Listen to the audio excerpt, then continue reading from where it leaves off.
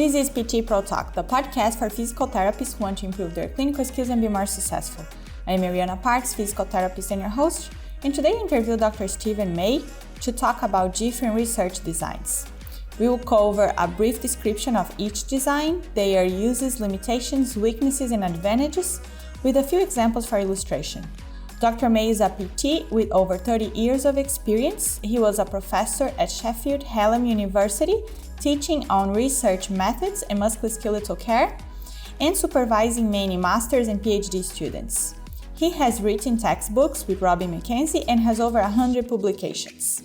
If this sounds valuable to you, please subscribe to our channel, hit the notification bell for updates, give us a thumbs up, and share with other clinicians who could benefit from this conversation. Thank you for listening and enjoy the show.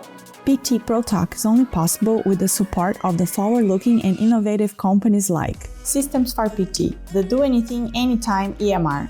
Systems for PT develops systems for clinicians so you can focus on your patients. Go to systemsforpt.com to schedule a demo today.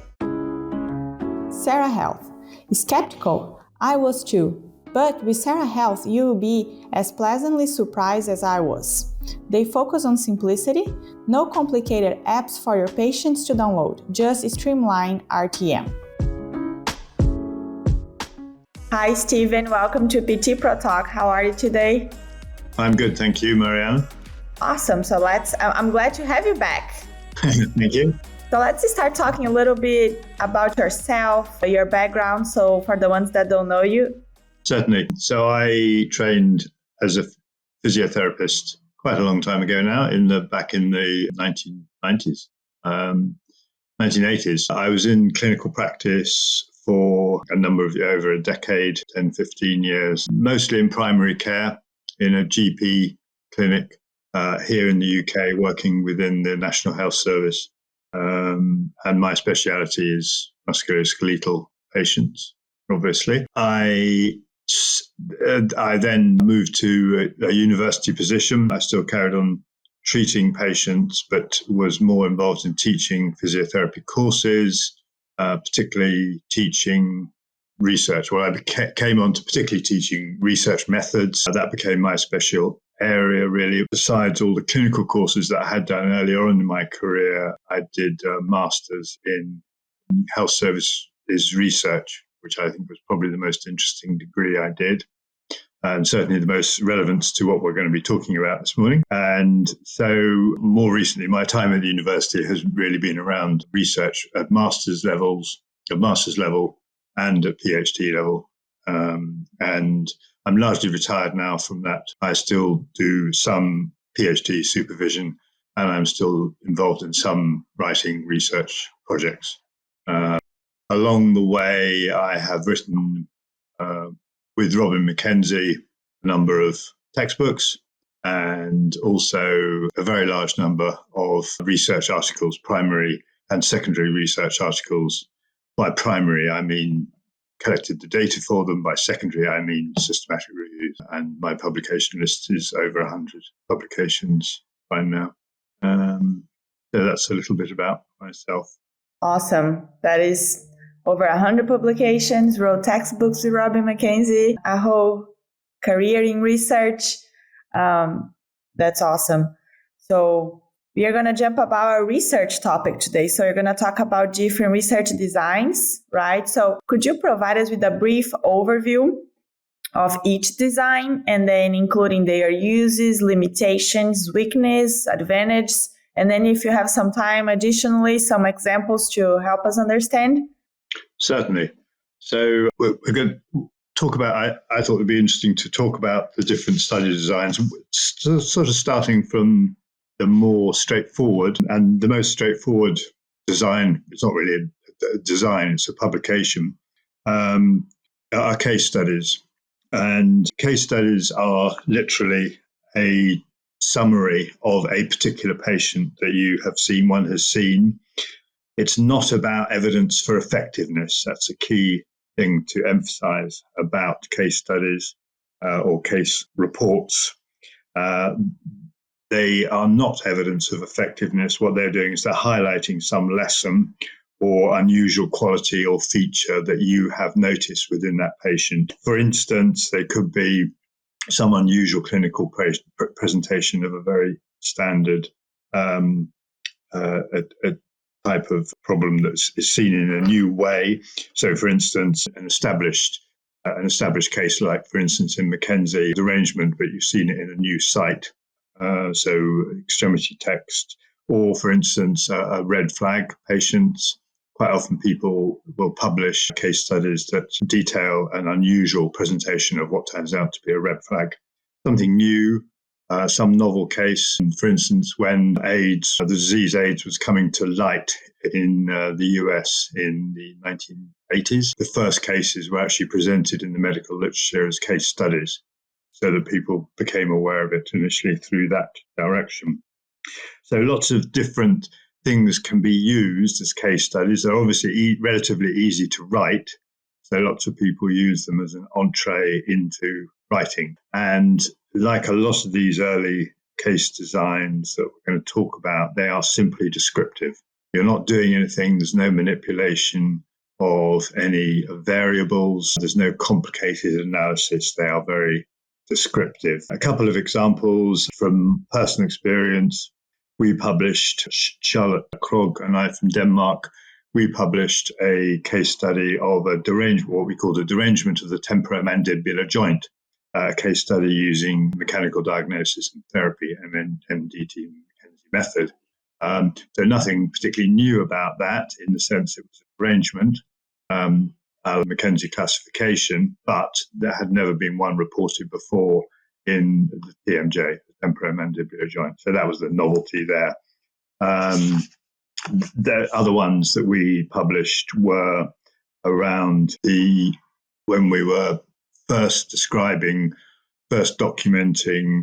the transition of the McKenzie approach to extremity problems. With Alessandro Aini, we published a case report of a shoulder derangement in 2005, and in 2007 published an example of a contractile dysfunction of the shoulder. Again, so it's illustrating an established management approach using the McKenzie approach, but in a new area. So that's a case study. Relatively easy, because what you're doing is you're describing a single case. The key point is, what's the lesson that you want the reader to learn from that? This goes on to a case series, which is literally several cases, but there should be some link. Again, they're illustrating a clinical point.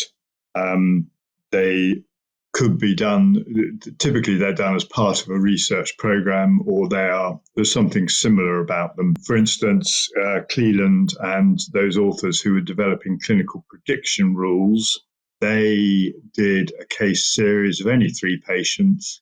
They were describing their clinical prediction rule for thoracic manipulation.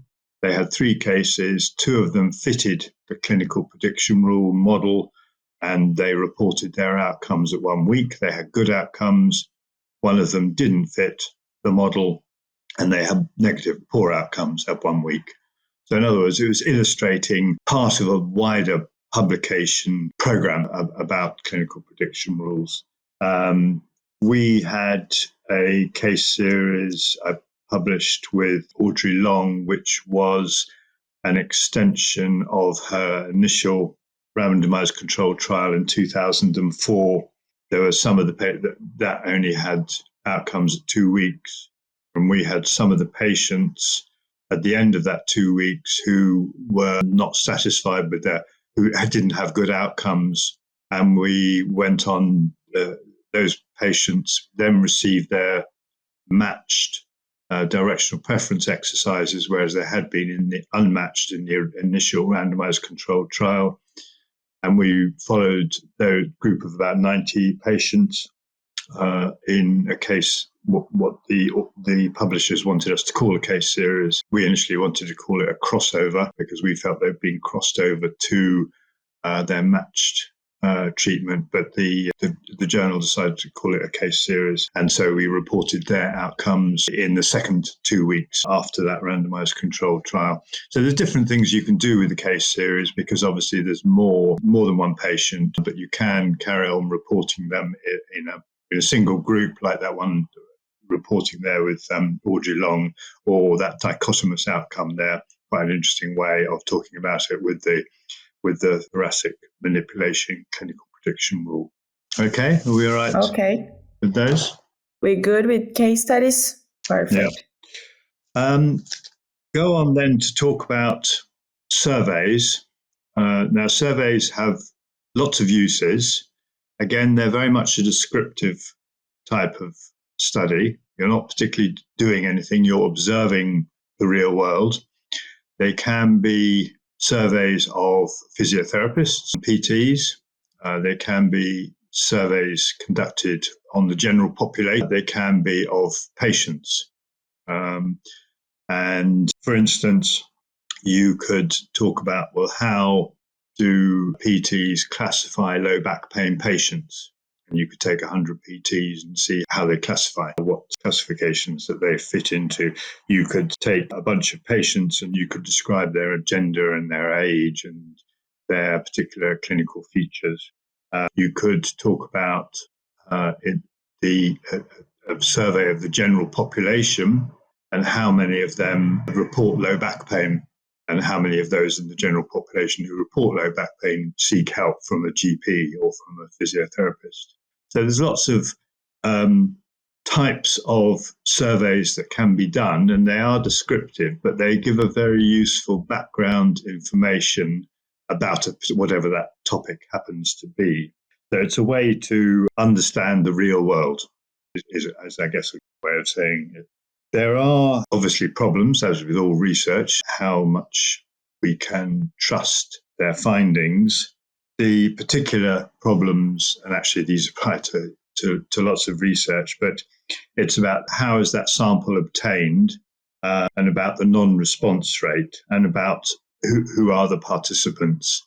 And obviously, ideally, you want the sample to be as random as possible, as opposed to a convenient sample. The more convenient the sample is, the less robust has been the gathering method there. Non-response rate in these kind of things is a problem. You can never avoid it completely, but we want to try to get as many people as possible. And also in terms of, you want to know who is in that sample, there should be some description, however basic, of who are the participants who are involved. There is, though, some element that the reader is going to have to make a judgment about those issues in terms of the robustness of any sample that is used. Have a look at some examples that I was involved with. We did a survey of McKenzie classification system as its use in the extremities. And we were looking at prevalence of the different mechanical syndromes, and then loading strategies that were used. And so we wanted to recruit only well-trained McKenzie therapists, and so we did that through those people who had done a diploma, and managed to access some of them. Unfortunately, 38 30 therapists among 138 who were invited. We managed to get addresses for 138. So it was a relatively poor response rate, 22%, which wasn't great. But we ended up with data on nearly 400 patients. So that seemed to be a reasonable amount. And then the therapist provided data on 15 consecutive patients. So overall was a reasonably large number of patients. Another one was the management of low back pain practiced by physiotherapists, and that happened to be in India. We recruited therapists from a single state in India. So we knew the numbers who were qualified, the number of physiotherapists who were qualified, and we managed to get those who were still working in India and treated low back pain. So we didn't want those who didn't treat low back pain, and ended up getting about 70% of those people to actually respond over 2 or 3 mailings. and then got their information.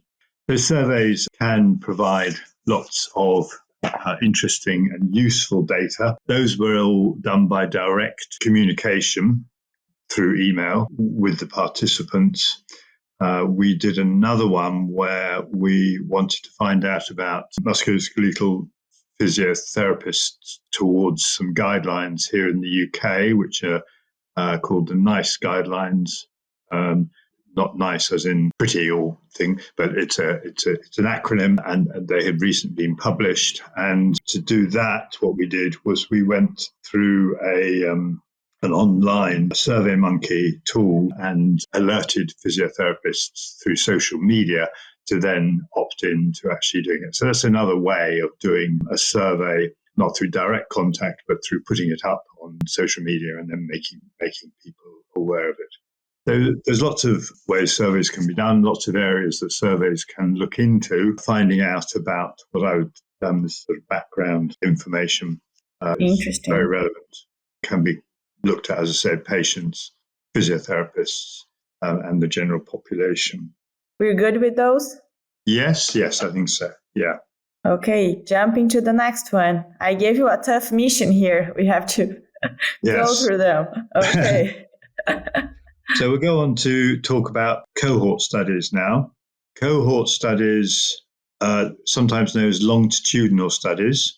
That's a very good descriptive name. Basically, you're recruiting a bunch of people and then you're following them up over time. So again, we're quite close to description, but as opposed to surveys, which is a snapshot in time, with a cohort or longitudinal study, there is a temporal element. So we are recruiting a baseline. We're finding out all sorts of details about these people. And obviously the details you find out will be relevant to your research question. And then we're going to follow them up over time. So there can be different kinds of questions. There's no particular intervention being done here. There might be an intervention, but we're not really interested in that. Quite often you're going to be gathering quite a lot of variables at baseline, but the kind of studies here are, these have been very useful in medical studies, for instance, where a cohort of people have been recruited, and there are various famous ones, but for instance, there was a big one in the UK that recruited GPs. This was back in the 50s, I think it was, and they were interested in smoking. And Richard Dole was the lead author on that. But because they were GPs, they were quite committed to maintaining their participation. And this is always a big problem with cohort, as with all studies, really. If they have the time element, is maintaining recruitment, and the loss to follow up is always a big thing. But probably because these were GPs, they felt a certain duty to maintain the links with the study. So he managed to maintain people over 5, 10, last study was 15 or 20 years. And they were comparing smoking GPs. In those days, GPs smoked. Well, lots of people smoked. This was back in the 50s. To the non-smoking GPs. And this is one of the early studies to actually find out the negative health impact of smoking. And also there have been other medical studies where big cohorts, famous cohorts of studies where they've investigated things like diet and exercise in terms of long-term health outcomes, heart attacks and strokes and those kind of things. So very useful, these longitudinal cohort studies. Can also be used in musculoskeletal types of studies. For instance, you might be interested in, who develops, we know that low back pain is common, we might be interested in who develops low back pain. This is quite a difficult study to do, but some studies have been done. So you recruit just a general population. You would collect all the baseline data that you think might be relevant, and then you follow them up over a year or more or whatever, and see who develops low back pain. So that would be trying to identify risk factors for low back pain, for instance. And another one that is probably familiar to people who are familiar with the McKenzie therapy is about centralization. and a very elegant series of studies that were done by Mark Wernicke over many years from the 1990s on through to 2000. And in some of those studies, what he did was collected a group at baseline and identified those who were centralizers and those who were non-centralizers, and then followed them over a year, and then looked at the prognosis, so outcomes at 1 year, and then could see that the centralizers at baseline had done better in terms of their low back pain function and those kind of things. And then they could also, because they had got the baseline data, they could do a multivariate analysis to have a look at the factors which are baseline predicted outcome at 1 year. And so that determined that centralization was a bigger predictive factor of outcome at 1 year than biopsychosocial factors, disability, and various other things. So that's a very useful thing that can be done with cohort studies, is this identifying predictive factors of long-term outcomes. So although cohort studies are reasonably descriptive by nature, obviously there's much more, using multivariate analysis, there's a much more complicated analytical interpretation of the data that's going on, and particularly with this sort of complicated multivariate analysis. As with all these studies, particularly with studies that involve a long-term follow-up, one of the biggest problems here is the loss to follow-up. There will always be some loss to follow-up.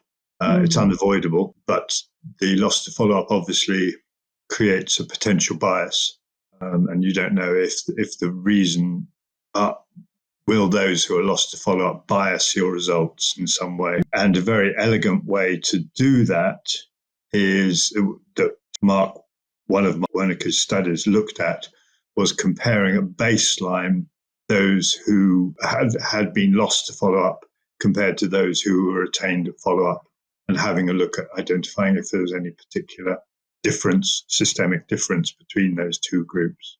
So there are ways you can get around this, but that's a major limitation, unavoidable, but a major limitation of any study in which you are following people up over time. Chances that you will retain 100% of those people is very unlikely. And there will be some elements that the same problems apply, obviously, to a randomized controlled trial, and we'll talk about that. Okay. I have one question just about that. Is there a minimum time that you have to follow up for like the patients? Is there it has to be a year? It has anything like that?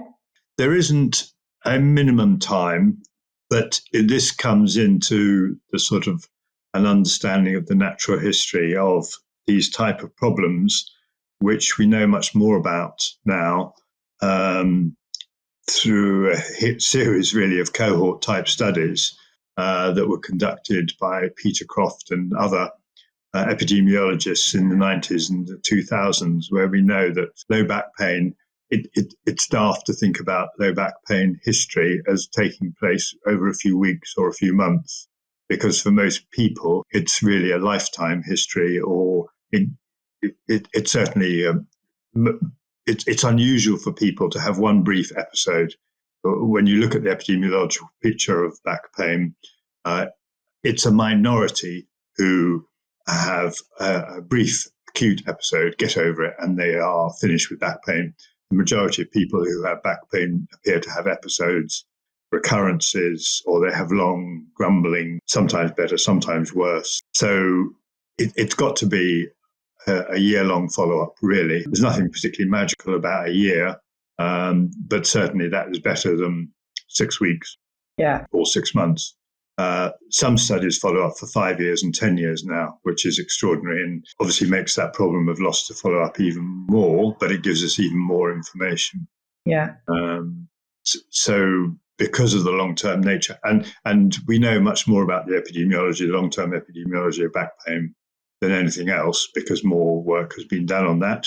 But we know enough about neck pain and enough about shoulder pain to make it look like they're pretty similar, really. There are enough studies that have been looked at those types of problems and found very similar epidemiological picture of long grumbling symptomology that goes on for many months, years, rather than having brief acute episodes.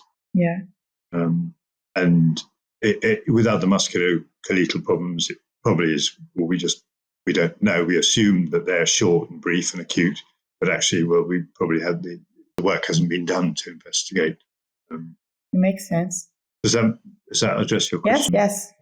So, yeah. So all those earlier studies are more or less descriptive. With the cohort study, obviously, you were doing some quite complicated analysis, and that analysis depends upon the variables that have been included at baseline. What I want to go on to talk about now, a very different type of study, which are qualitative studies. Now, in this, what we're doing is we're trying to get people's opinions, thoughts, beliefs, attitudes. Now, this can be to the thoughts and beliefs and so on of anybody. Most commonly in this area, it'll be patients, but equally it could be therapists. So, for instance, it could look at patients' attitudes towards low back pain, what they think of it, what their opinions are about it, about having lived that experience, or it could be around their satisfaction with physiotherapy, physical therapy. It could be that kind of thing. With therapists, it could be their opinions about a particular treatment or management strategy or something like this. Now, all of those types of questions you could address using a survey. So you could send them a questionnaire or give them a questionnaire and get them with a questionnaire where you ticked a box or you wrote short answers. But the questionnaire is very structured around the questions that you ask. And on a whole, the questionnaire is going to be short, one word, dichotomous answers or multiple choice answers. So it's quite limited. The idea of a qualitative study is it's much more discursive. The participant can give you a much more rounded, long-winded, you could say, but a truer response, a fuller response. And so that's the advantage of a qualitative study over a survey questionnaire. So you're looking for someone's experience of the thing you're interested in researching. So in other words, if you're interested in patients' satisfaction regarding physical therapy for low back pain, you obviously need to recruit physiotherapists you need to recruit patients who have had physiotherapy for that problem. Okay, so you're doing what's called a purposive sampling. So here we can't have a random sample because we are after a particular group of people, and you're after their rich experience of that particular phenomenon, whatever it is. Does that make sense? And that's different from the surveys, right? The surveys is set to be as random as possible. Yes, you want a survey really to be as random as possible within your sampling frame. Mm-hmm. Yeah. I was just thinking about the differences between the survey and you said that the type of answers, the qualitative, right? Exactly. So in a survey, on the whole, what you're going to be doing is you're going to be getting people to tick a box or to give a yes, no type response, or possibly a multiple choice, a few answers. But the idea of a questionnaire survey is not really to have long written answers, because if all you're doing is you're wanting long written answers to something, then you should be thinking more about a qualitative approach.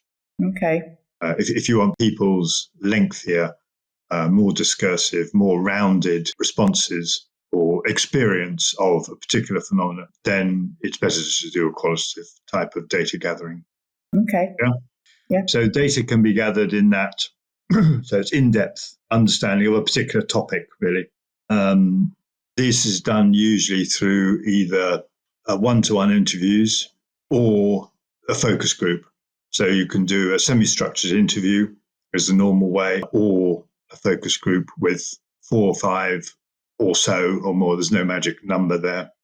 The more you have the more difficult it is to sort of manage that process. If you're new to this type of study, then certainly doing a one-to-one interview is a much easier thing. A semi-structured interview is a much easier thing to control and manage than doing a focus group. So we talked about the purpose of sampling. You're sampling a particular group to find out in depth about their understanding, their experience of something. In terms of the numbers, what I think is quite a useful way of talking about numbers in qualitative studies is something called data saturation. And data saturation means that as you're going through the process of recruiting, as you recruit, you record your interview and then you transcribe it, means you write it down, and then you analyze it. And the idea is to analyze it and determine the themes that are underlying. That's what you're looking for, is the themes that are important to that participant on that particular topic. And then as you go through that, you're hoping that the themes will overlap between the participants. And you're thinking, oh, well, in participant one, I found theme A, B, C, D, and then I find the same themes and then the same themes. And then you begin to, or there might be slight divergences, and you begin to bring them together. And the idea is that as you're going along, you're doing your data collection, you're doing your interviewing, you're transcribing, and you're doing your data analysis at the same time. And then you hope that at a certain point, you'll begin to think, no new themes are coming along here. The information that I'm getting from the participants is staying pretty similar. And so you'll begin to think at that point, well, maybe I'm reaching data saturation. I'm not finding anything new. And so you do one or two more interviews and decide, okay, that's fine. I think I am not getting new information, so I can stop data collection at that point. So that's a good way of determining the numbers that should be involved. But it's likely to be double figures at least. Mm-hmm. It shouldn't just be single figures on the whole, really. Qualitative research always used to be criticized because it's very subjective, very limited, usually small numbers and that kind of thing. But it's the purpose of sampling that you're after, is trying to get people's experience of that particular thing that you're really looking at. In terms of the transcription, which one used to do manually, you can actually do that now through on the computer, so that makes it a lot easier. So tape machines and stop start, it was very laborious, but it will become a lot easier mechanically, technically. It's a lot easier. And then that thing about what you're doing is something called content analysis or thematic analysis, to tease out and find the themes. It takes a while to determine that. And in terms of the question, that's the other thing to ask, is the questioning, as opposed to, again, compare it with the surveys, are going to be very dichotomous, closed questions. You're not encouraging in the survey, you're not encouraging a lot of thought or a lot of rambling responses. You actually want quite a bit of rambling response in a qualitative study. So your questions are going to be very open. So it's encouraging people to speak rather than shutting them down. The questions that you use are called topic guide. And the topic guide will be based on previous research in that area and your particular research question. And so that should give you the signposts for your discussion. It shouldn't be a yes, no, question, answer type of response. It should be a discussion, really. So then the problems are going to be the sampling. Who are the participants? So if you were doing something like this, you want to allow the readers to make a judgment about, well, who are they? Are these representative? So there should be some description of the people who are being interviewed, so the reader can know who they are and think, oh, okay, that seems reasonable enough. And then the other thing is about the analysis. Now, obviously, qualitative data analysis is not like numbers.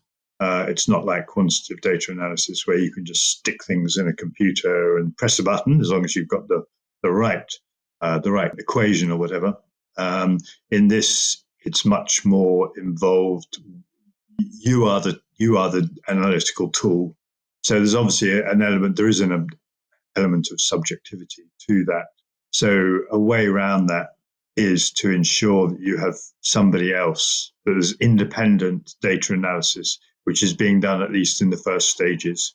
So two researchers are analysing the data to determine the themes. I would suggest is a reasonably good way of trying to ensure a more robust data analysis.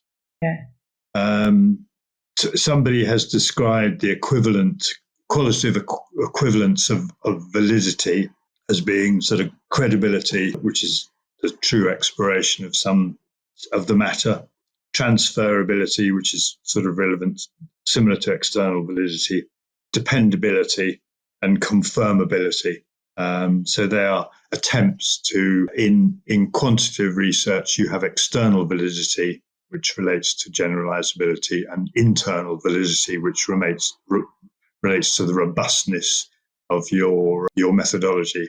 So credibility, transferability, dependability, and confirmability are the sort of qualitative equivalents. Okay.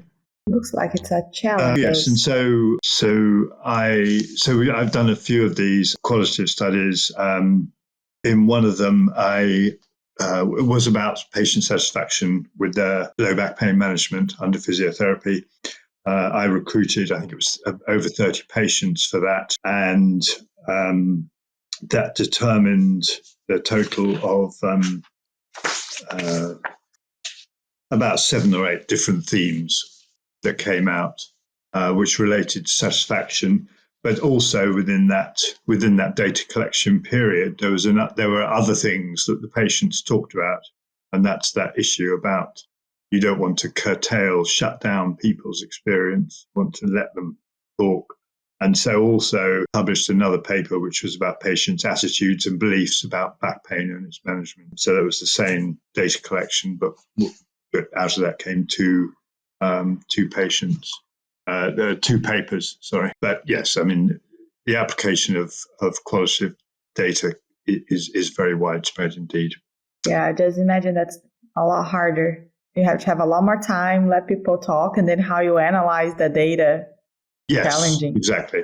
Yes, it is. I mean, all research is time consuming, but yes, and it's a different set of skills, certainly, qualitative data collection and analysis. So in between, if you like, qualitative and quantitative, there is also this approach which is called the consensus method or Delphi study, which some people are not so familiar with. It tends to be used in areas of clinical uncertainty. Delphi was an oracle in Greek myth that people used to go and ask for great words of wisdom and truth. So that's why it's called a Delphi study. Whether one gets great truth from it that's another question altogether. But so the idea is the oracle in this instance are a group of clinical experts. So you have to define obviously your clinical experts, and obviously that will depend on the particular research question, the area that research question is. And then what you're doing is you're trying to get the group of them to come to some consensus. Obviously, you're managing that process.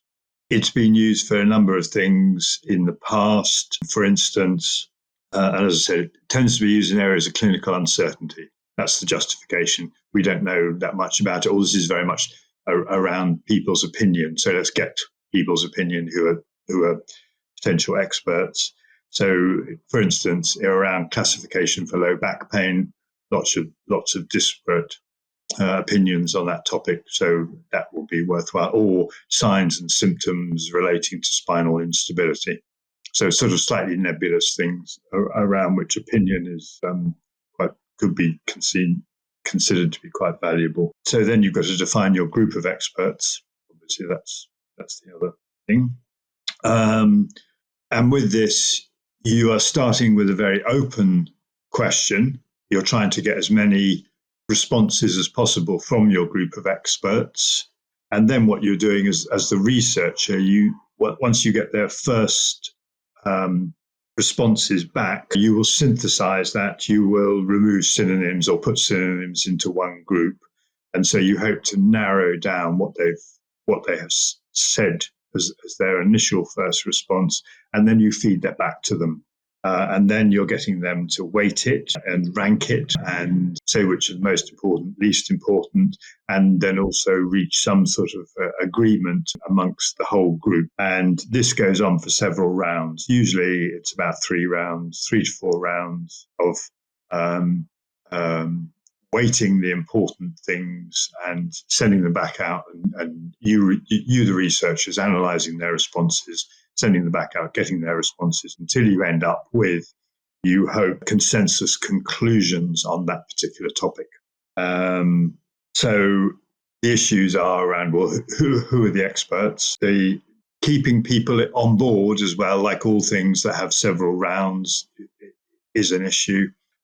Sometimes people will sign up for it and then they don't complete all the rounds. How many rounds is a bit debated. Some people say 3 or 4, but I think really the thing is there should be enough rounds to allow you to reach a consensus conclusion. That's the bottom line. The assessment as well, sometimes the assessment of those responses is done slightly differently. But those are some of the issues around that. We did a study that looked at expert therapists' use of specific clinical reasoning processes in the assessment and management of patients with shoulder pain. And this was published in what was then the Australian Journal of Physiotherapy. It's no longer called that, and they wanted us to call it a qualitative study rather than a Delphi study. So that's the title of it. And our experts were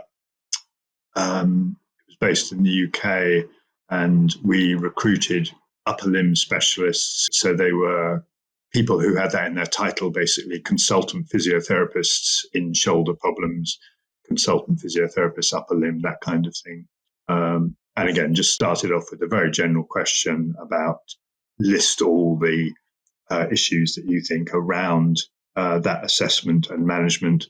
And then we refined that and fed that back to them, and then continued to refine it until we got a list of overall conclusions. It's an interesting and a different research type of study, indeed. Yeah. I was going to ask you if those rounds are to make sure that you're getting the information right, like you can interpret what they are saying and make sure you are listening right and giving the right weight to what they are saying, what's more important and not.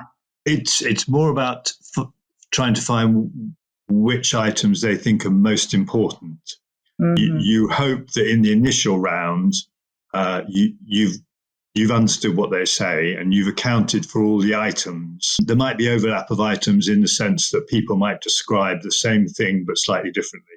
Mm-hmm. So there might be synonyms that need to be condensed, or there might be terms that need to be condensed, but you hope you've understood everything in the first round. And so the first round, it's a more or less, the most important thing is about finding the most important elements within whatever you're within. It's like you might have essential and then down to unimportant, for instance. So you have essential or very essential, important, not important, unimportant. So you might rank them on that kind of a Likert scale. But there are different ways of doing the analysis in Delphi studies. I've seen slightly different ways that people do that. Chad Cook has published a number of studies that are relevant. He's done some of those and talked about the analysis, as I seem to remember, quite in a quite interesting way. So worth referring to those if you're interested in. But it's a different study design that is quite useful. One if that's your research question. Yes, we haven't really talked particularly about the research question, but that's what dictates your study design, obviously. And if your research question was about interventions, then obviously it's the randomized controlled trial, which is the key study design that has to be talked about. Which is our next one? Sorry? Which is our next one? Which one is next? One? Indeed, yes. So one could talk for hours about randomized controlled trials, but one doesn't want to really. But they're deemed to be it's the only acceptable way to test efficacy of a study or of an intervention. That's the key thing. But it's probably the most complicated study design. It's probably the most difficult and the expensive study design to conduct if you do a major randomized controlled trials. And the medical controlled trials can be, they are $1 million or whatever. They're the big studies. Not that sort of comes into physiotherapy very much. But we talked about internal and external validity, and the key thing about RCTs is the internal validity. The external validity is important as well, and we'll talk about that in a moment. But the internal validity, which is basically the robustness of the methods of the design, which therefore allows you to trust the outcomes. And that's why it's got all those bits to it. So, for instance, the randomization is to reduce any selection bias. That there shouldn't be any way that anybody can tamper with who is being randomized to which treatment. So there shouldn't be any interference with that process. So that's why it should be as independent as possible. The control group, obviously, we talked about natural history already. You've got to have, if you simply treat a group and they improve, well, they could have improved because of treatment, but they could have improved because of natural history. So we have to have a control group. The other element of that is there are these things called confounders, which when confounders are things that we don't know about, basically, but could affect the outcome. And so the idea with randomization is there might be hidden or unknown prognostic variables, but if we randomize people into the two groups, then we're hoping that those confounding factors, whatever they might be, are equal in the two groups. So it's taking care of unknown variables, if you like. There's always and if you look at the ways for assessing randomized controlled trials, blinding is always very big. There's always a big push for blinding, by which we mean, so that's to reduce ascertainment bias, by which we're, the idea is that patients, therapists, and assessors shouldn't know to which treatment the person belongs. Now, that's all very well, obviously, if you have a drug trial. It's very easy to have an active and placebo intervention drug, which looks exactly the same, tastes exactly the same. Nobody needs to know apart from the person who unlocks the secret coding at the end. But obviously, in a physiotherapy trial, you can't do that.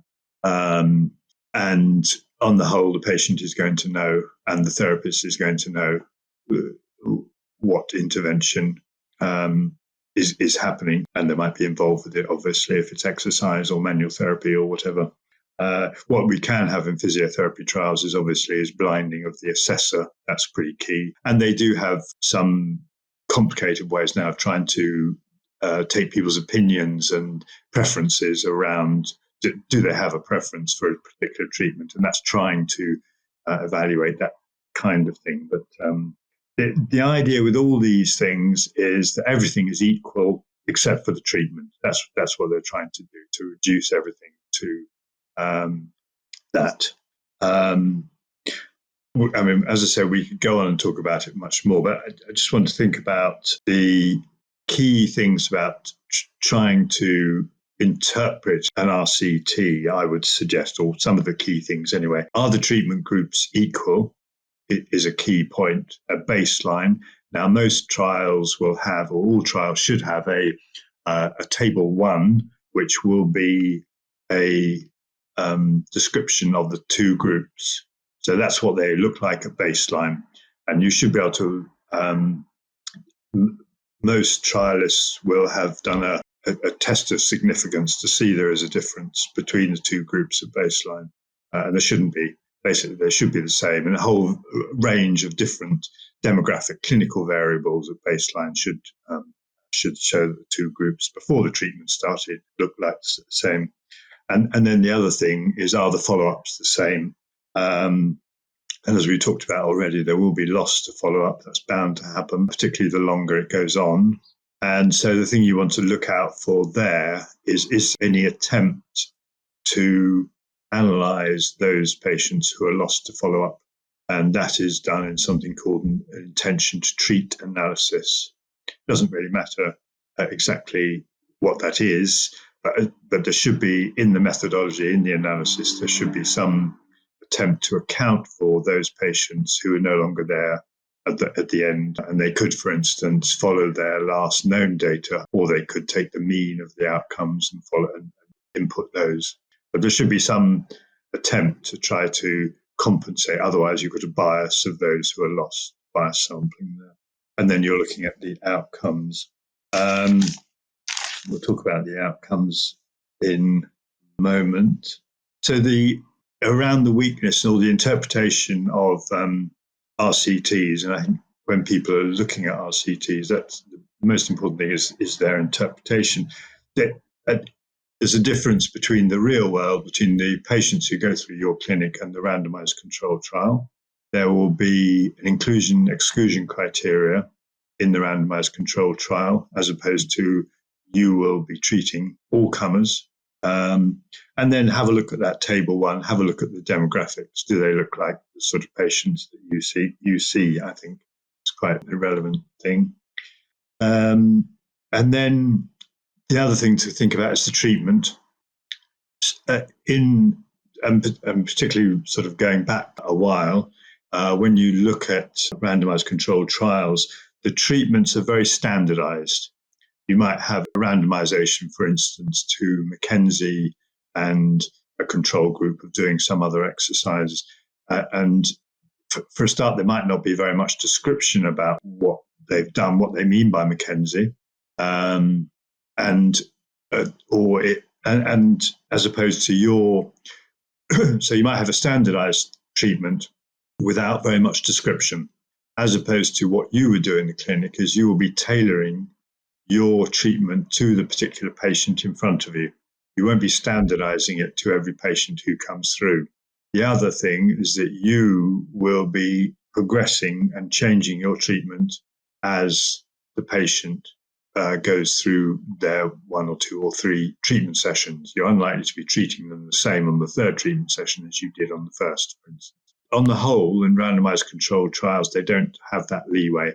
Now, more recently, there has been some attempt to make the treatment that's being done in randomized controlled trials more like the real world, but that is something to bear in mind. And then, yes, the other thing to talk about with that is the results in a randomized controlled trial. They tend to offer a dichotomous outcome. So the p-value basically looks at the mean difference between the two groups in a two-handed randomized controlled trial.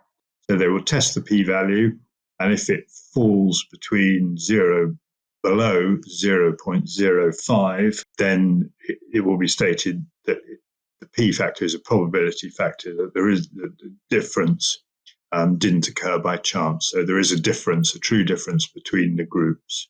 In terms of the p value, the thing to bear in mind is that it's completely arbitrary. There's nothing magical about that 0.05. That's just been set as standard, but there isn't anything particularly magical about it. And it does mean that obviously 1 in 20 times the p-value will be significant when it is literally by chance. So in terms of the p-value, what you want to bear in mind there is that the smaller the p-value, the more you can have belief in the outcomes. So in other words, if the difference between the two groups is only 0.034, it's only just a significant p factor. That is not as believable as if you had a p factor that was 0.00001, something like that. Okay? Then the chances of that happening by chance are very, very small. So you can have much greater faith that was a robust outcome. The other thing to bear in mind is that what you're looking at with the p-value is the average difference between the two groups. Now, average obviously hides a range. Yes. And so what we're actually interested in is the range of outcomes, because obviously you don't treat a range of patients, you treat one patient. And so within the average, you'll have some patients who did a bit better and some patients who maybe didn't do any good at all. And so a more useful way of looking at the outcome is to look at the 95%, there should be a 95% confidence interval, and that gives us the range. If that range is quite tight, then that's much more believable. In other words, most people got better, for instance. If the 95% confidence interval is much wider, that means there was a huge, great range of responses. Some people got better, but some people could have got worse. If it crosses zero, then that means some people actually got better in the other treatment group. So the variable, the range, is a much more useful way of interpreting the results from a randomized controlled trial than the p-factor alone. P-factor is important, but in terms of you wanting to understand the range in terms of, because we treat individual patients, we don't treat groups of patients, that's a more useful way of interpreting the statistical analysis, I think, thinking about the clinical analysis. I wasn't going to particularly say anything more than that, unless you want me to. I know. What I was trying to look for, it's exactly what you said, like for us clinicians, how we interpreted the results of those researches, which of those are relevant for our practice, translating, because sometimes it's really hard to understand if you're not super deep into research. So that was actually the goal. Yes, exactly. Well, I've tried to give some pointers. Yeah. That's helpful. Yeah. Yes. And I mean, a lot more can be said about randomized controlled trials, but give you the brief overview because we still have a few more to go. We still have a few more. Exactly. We still have a few more. I'll just talk briefly about what I've called studies that are adjunct to physiotherapy. Adjuncts to randomized controlled trials. And by these, I mean things like reliability studies, validity studies, and studies that around the use of outcome measures. Reliability studies are not quite as common as they used to be, but they're still relevant. And basically, they're looking about, do two or more clinicians make the same decisions with the same test? Is a basic way of saying that. And there are different ways of doing that. You can use vignettes, for instance. You can give clinical case studies and then hand them to therapists and see what decisions they make based on those vignettes, those case studies. Or you can do it in a clinical situation. And then in the clinical situation, do you get one person assessing, one person watching, or do you get two people assessing sequentially? Or so they're slightly different designs that go on. The more therapists, the more patients involved, generally the better. And then in terms of the interpretation of reliability studies, you could just say, well, there was such and such percentage agreement between the two therapists, it will be percentage. Even if you have more than that therapist, you're still looking at percentage agreements. The trouble with percentages is that that would ignore the role of chance. And so other statistics should be used in the interpretation of reliability studies. Most commonly is kappa. That's not the only one that's used, but for instance, inter-rater reliability or something along those lines. But that tends to those statistics take the role of chance into account. And there's lots of different ways of doing that, as I said. And the other thing is you can look at within sessions, was there agreement, or between sessions, was there agreement? You can look at inter-rater, so between two clinicians or more, or intra-rater, in other words, yourself at another point, at a later point. Probably the most relevant is the inter-reliability, because that's looking at two clinicians. So is a particular assessment tool the same in two clinicians' hands is probably the more important thing. In other words, are they really seeing a particular clinical phenomenon, or is it just a very subjective experience? Mm-hmm. And so, yes, and as I said, we've done some. I did one that looked at the McKenzie classification system in the extremities, and we used McKenzie assessment forms and sent those out to a number of clinicians and got there. So we took out, they were real clinical examples, but we removed any conclusions, classification conclusions, and then got the therapist to interpret the forms that way. So that's the kind of thing you can. There's different ways of doing it, and there's lots of arguments about which way is most valid. In terms of the validity studies, what we're looking at here is we're looking at a clinical test, physical examination procedure, something like that, and we are linking it to an assumed gold standard.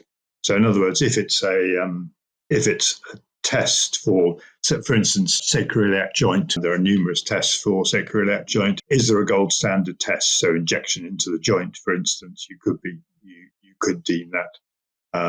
And so you're using your physical examination tests and you're comparing the results. Yes, no, that is an SI joint problem to the response, say, to a pain relieving injection into the joint, and comparing that.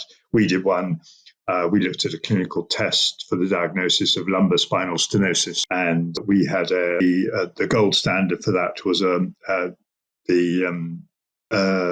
in acquired lumbar spinal stenosis, which was diagnosed by MRI, and then we compared the MRI findings to a modified extension test, and compared those two, and evaluated and that. And then there's a complicated thing about the statistics that are given to the interpretation of all those. And there's different statistics can be used to talk about the diagnosis.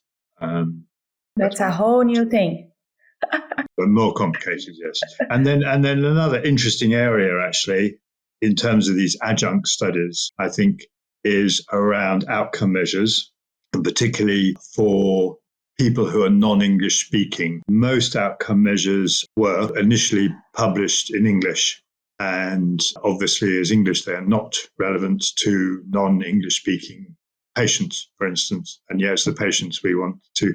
So there's a whole, again, I'm not going to go into this in detail, but there's a complicated format for translating English outcome measures into foreign languages to ensure their validity. So there's forward translation and backward translation to ensure that the words used, the language used, is the same, not distorted, but it is relevant locally. So that's a whole set of studies in itself. And then there's also the validation of outcome measures once they have been translated. And one of my MSc students did a validation of the Quebec back pain disability scale into Arabic, and she recruited a number of back pain patients in Gaza when she was there and got them to complete the Quebec back pain disability scale, Oswestry numeric pain rating scale, and then got them to give some verbal responses as well to their understanding of whether they thought those scales were comprehensive and so on. So the validation of that outcome measure in another language. So there are a whole range of studies which are interesting sort of themselves and very relevant to the use of outcome measures into other languages.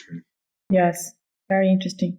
On the reliability, when you said about the inter-rate of the clinicians, is there a number that is acceptable? Is there such a range that we can say, or how do you know if it's a good inter-rate reliability? Do you mean the number of therapists or the interpretation of the interpretation? The interpretation. So if you're doing statistics, kappa, like reliability coefficients, it runs from 0 to 1. Now, 1 would be perfect agreement, okay, which is unusual. not unheard of in reliability studies. So anything above 0.8 is good, is deemed to be good to excellent, really. Above 0.6 to 0.8 is still reasonably good. 0.4 to 0.6 is sort of fair. And then you're getting worse and worse. And by the time you get down to sort of 0 to 0.2,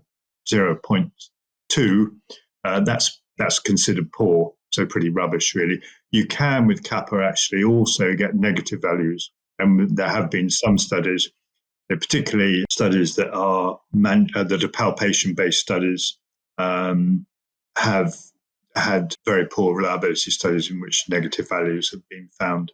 On the whole, the palpation-based studies seem to do worse than symptom response-based studies as a thing. But yeah, that's a rough interpretation of the kappa values. And like lots of these things, there are different interpretations. But certainly, so between 0 and 1, heading towards 1 is the best, is excellent. So anything around that is thought to be good. Yeah. Thank you. You can continue. And then I was just going to finish up talking about synthesizing studies. And so here we're talking about systematic reviews. And systematic reviews can be conducted on any type of study. What you're attempting to do is synthesize and summarize all the literature on a particular research question. So that can be randomized controlled trials. It can be to do with interventions, and that's probably people are most familiar with those. But it can be anything. It can be cohort studies. It can be studies about natural history. It can be studies about reliability. I've done some on that. It can be qualitative studies. It can be diagnostic studies, validity studies. And you can even have reviews of systematic reviews. There are so many systematic reviews out there that we're now in the territory of summarizing systematic reviews. So there's pretty well anything can be systematically reviewed. That's the bottom line. The other bottom line is that pretty well every type of systematic review has standard methods or formats or guidelines for evaluating the quality of those studies that are included. You shouldn't be, if you were interested in doing a systematic review, methodology that you use is pretty standardized now. It should be available somewhere if you look around for it.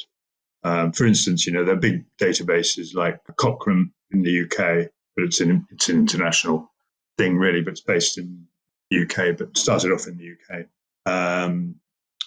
And they are big in terms of doing meta-analysis. We'll come on to talk about meta-analysis in a moment. And the good handbooks are written by Cochrane as well, particularly around randomized controlled trials. You're doing it, and you're doing a complicated systematic review, looking at RCTs, I would definitely use the Cochrane database and their methodology. So whatever type of studies you want to include in your systematic review, so whatever your research question is, the kind of stages you go through are pretty much the same.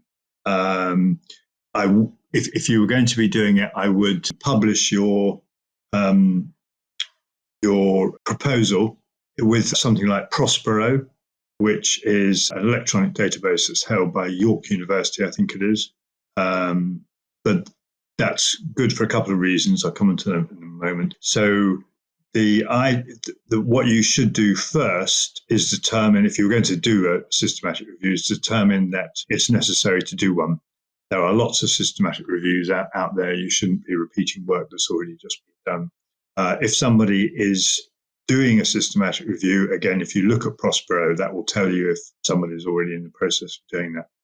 You could repeat a systematic review if it's a bit outdated now and been several that you know about subsequent studies that are relevant in that review area. If you know of several, then it's likely that once you start looking in more detail, you'll come across quite a number. So those are the reasons. So the other reason for doing your proposal up front with Prospero is that when it comes to reviewing it,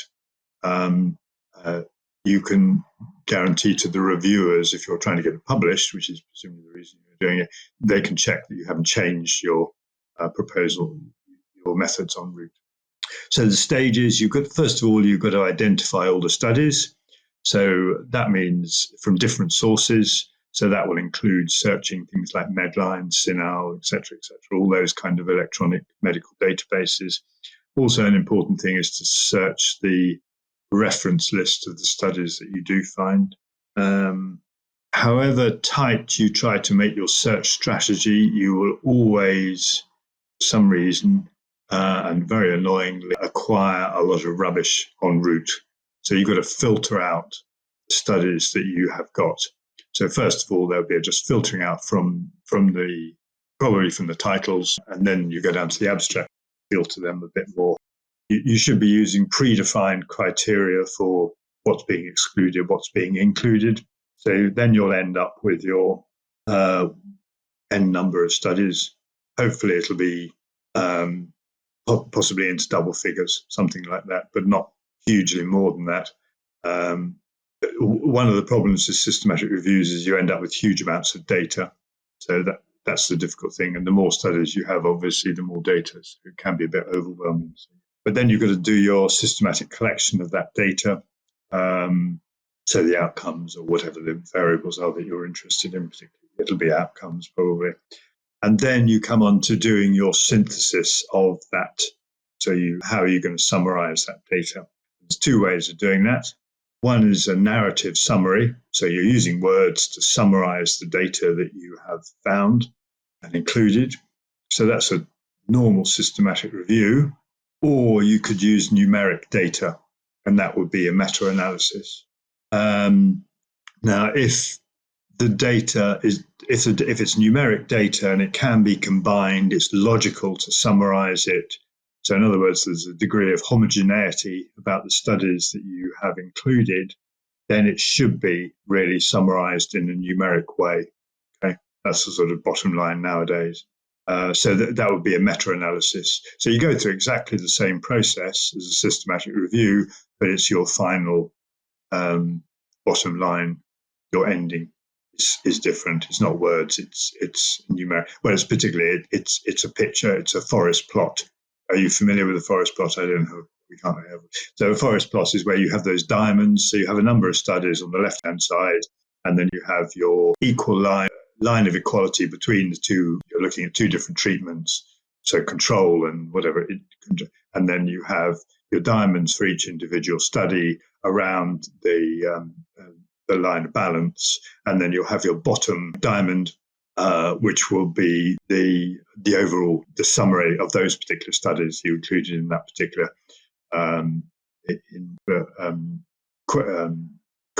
summation of the studies.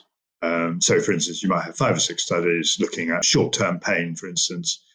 Each study will be diamond. So the center of the diamond is, so it's on the side diamond, sort of like that. The center is the mean, and then the right and left diamond are the 95% confidence intervals, and then those will be summarized in a single. That's a forest plot. Anyway, if you've read a meta-analysis, that's what you will have looked at.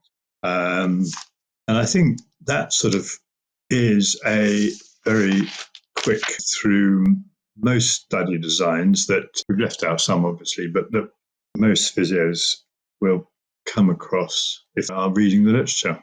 And I wanted to ask you about the systematic reviews. So, like, who controls like the quality per se? Let's say, make sure that you look for all the papers, because I've heard of some people that like they are biased and they select a few studies and left other out. So, like, is the journal that you're published that like gonna go back and make sure that you did it right? Is there any way to like filter through that to make sure that the study is good quality? No, the journal will not go back and look. That is dependent upon you as the authors. That is the major potential weakness of a systematic review, that you have left out some studies. And so it is incumbent upon you as the authors to make sure that you look really thoroughly. And I've outlined what is probably, well, all bits of it are important, but a key part of a systematic review is that initial search. And so you have to be as thorough as possible. As I say, your search terms have to be as broad as possible. If there have been previous systematic reviews, you should look at those. But obviously that'll be dated, so you'll need to look at dates from them, looking through the reference lists of the studies that you do find. You have to do everything possible within your discussion of the limitations of your study. You will always say, we searched very hard, and the limitation is that we might have left something out, but we tried very hard not to do that. It's you, the author, who has to try very hard. If there's any inkling of that you have left out a study that should have been included, and the reviewers know about a study that you have not included, that will be the end of that paper. You will just be, any idea that, any suggestion that you have, out of bias, not included something, and the reviewer knows about that study that you haven't included, that will be the end. The reviewer will, I would think, would just say to the author, just say to the publisher, this is absolutely deplorable. This is, can't be considered even further. It will be a no publication sort of, really, because it's such a wrong if you're trying to do a systematic review. In terms of the quality of the papers, then there are lots of, and again, I would refer to Cochrane here, there are various ways of establishing bias, risk of bias is a term that's commonly used, risk of bias, grade, various ways of trying to look at the quality of the papers once you've included them. The quality tools that you use on the individual papers will depend upon the type of studies you're reviewing, whether they're RCTs or whatever. But the quality of those studies has to be, particularly talk about that, well, I did mention it, but your conclusions are based on not only the conclusions of the studies, your summary of the studies, but also on their quality. Mm-hmm. And so your summary will include some statement about these generally low quality studies found that, or there were high quality studies that found that, and it might be mixed. You might say, well, five high-quality studies found short-term difference between, or whatever. Yeah, but the summary should include something about the quality as well as your findings. Does that make sense? Yes. And just final question. I know you're being a long time here. So, like when you test interventions, would you say that the randomized control trial is the number one? And then, how is the value of the systematic reviews? It's like, how do you put them if you had to put in an order? Well, certainly a randomized controlled trial is deemed to be the only acceptable way to make a judgment about an intervention. But there are various caveats to that, which we've already talked about. So I don't want to go through those again. An RCT is only one study. And however good people try to make that study, there will always be problems to it. There will always be limitations, can't be avoided. That's the nature of all research. There will always be some limitations or flaws. A systematic review is an attempt to gather lots of studies together to make a more useful overall conclusion. That's the point of doing a systematic review. An RCT is a single, small, possibly truth, whereas a systematic review is an attempt to get all these small truths together to make an overall picture. And that's why the discussion about quality in a systematic review is as important as the summation of their outcomes, if that makes sense. Yeah. Does that address your question? Yeah. Yes. And obviously so a single RCT is better than no RCT. 5 RCTs are better than 1 RCT. And so a systematic review trumps a single RCT. And then in some areas nowadays, you have multiple systematic reviews. So you can then have overviews of systematic reviews.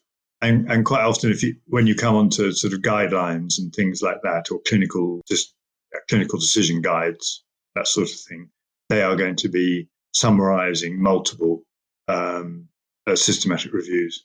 And if you have a systematic review talking about a lot of different randomized control trials, would that be stronger than one randomized control trial? Yes. Yeah. No, a systematic review will be, it'll include more than one RCT. Mm-hmm. And so the idea is you get a greater truth. Mm-hmm. Yeah. Because the biases within one RCT hopefully are overcome by multiple RCTs. It's not always the case, but you're hoping that the bigger picture gives you a more reliable perspective on the truth, on the real nature of that intervention. Yeah. That's the idea with a systematic review, because within any single study, there are going to be flaws. And in a systematic review, you're hoping that the flaws will kind of be ironed out, and that you will get to see the value of that intervention or whatever, because you've got more perspectives on that particular intervention. Yes. So in terms of your first port of call as a clinician to look at something, I would suggest would be a systematic review. Is there a systematic review that looks at that particular, whatever it is I'm interested in, intervention or assessment process or something like that? Because that is an attempt to summarize the literature in that area and the quality of that literature. Quite often systematic reviews will conclude that, or they might conclude, given the quality of the evidence, high quality evidence might well change findings. But for instance, if they found some high quality evidence in some areas, they might say any additional evidence won't particularly change our conclusions here because the quality of evidence was good. Mm-hmm. So have a look at their overall conclusions, because as I say, that's quite important, that they should be taking quality of that evidence into account. Okay, awesome. Stephen, thank you so much for this overview. I know it was a long podcast. I hope people are still with us. It's very, very interesting. So it gives us a good overview when you are looking at studies. Sometimes we can get confused or overwhelmed because it's not like the clinicians per se, it's not their day to day. So I think it was very helpful. And if people want to find you or your studies, is there a way that they can find more about you? That's a good question. I hadn't really thought of that. ResearchGate? No, I don't particularly do that anymore. I'll let them contact you, and I'll contact you. And yes, you can contact me. Okay, sounds great. Stephen, thank you so much for your time. It was a pleasure and honor to have you back here. No, that's been a pleasure. Thank you very much for inviting me, Mariana. And I hope my ramblings about research are of interest to some people. Yes, they are. It's a fascinating area anyway. Fascinating area. It is. Thank you, Stephen.